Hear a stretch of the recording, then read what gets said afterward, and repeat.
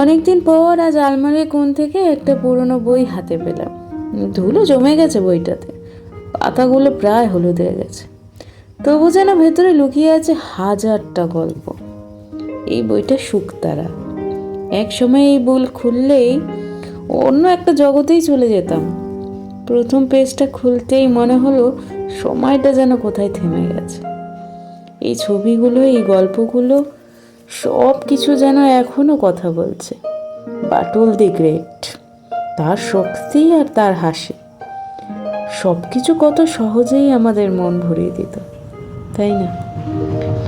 আজকের দিনে আমাদের ছেলেমেয়েরা এই জিনিসগুলো পায় না।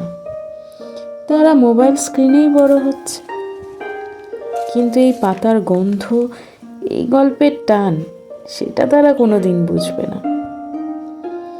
আমরা যেটা পেয়েছি সেটা হয়তো ছোট ছিল, কিন্তু তার দাম ছিল অনেক বড়।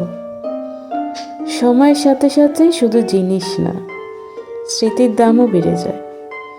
এই শুকতারা শুধু একটা বই না, এটা একটা সময়, একটা অনুভূতি ছিল আমাদের, যেটা আর কোনোদিন ফিরে আসবে না। তা আলমারির এক তাকের এক কোণায় ধুলো পড়ে তার সমস্ত পাতাগুলো এক হয়ে গেছে। শুধু তার ভেতরেই রয়ে গেছে আমাদের সেই ছেলেবেলাটা। কি, তাই না?